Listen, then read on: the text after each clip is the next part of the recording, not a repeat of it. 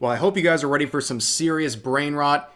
Swedish game design university teaches Cloud from Final Fantasy VII is transgender.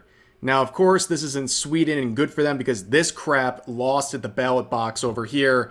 But yeah, this is a very bizarre story coming out of Sweden and also through Chinese social media. So here's a summary of what happened. So, apparently a Chinese student who loves the gaming industry decided to study abroad in the West. He enrolled in a game design program at a university in Sweden. Recently, he has been expressing his frustration on Chinese social media. He is confused and annoyed by the constant emphasis on LGBTQ elements in the curriculum. For example, one assignment required him to design a fighting game character that is neither male nor female. And even more absurdly, some of the classes weren't even about game design, but instead focused on gender identity. His professor also made angry comments in class about gamers on X who oppose DEI in games. This left the Chinese student feeling confused and frustrated. And to sum up the rest, he basically went to Chinese social media, complained about this stuff, and then the university confronted him,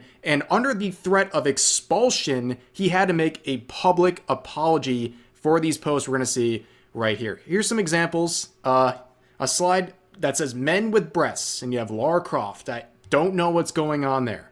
Then you have the one we just talked about with Cloud from Final Fantasy VII, apparently being transgender, according to individuals like this. And I guess it kind of makes sense, doesn't it? Then we have this. In gender studies, depending on your theoretical perspective, radical feminism, queer theory, standpoint theory, Marxist feminism, decolonial theory, and so on. And here's some more. Design a non-binary character for a video game. Think specifically about how they move in the world. How do they walk? How do they jump? How do they crouch and vault over obstacles? How do they attack and defend? How do they block? And what do they use for defense? What unique or special moves might they have?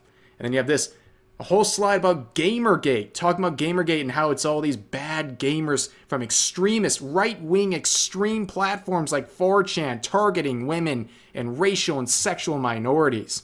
And one more here, a slide titled, Women Are Not Born, but Rather Become. Yes, imagine being a Chinese developer or someone who's interested in game development and going over to Sweden for your education and getting fed this crap. Yeah, it's pretty embarrassing. This is the direction the gaming industry has gone, and hopefully we can start snuffing this stuff out.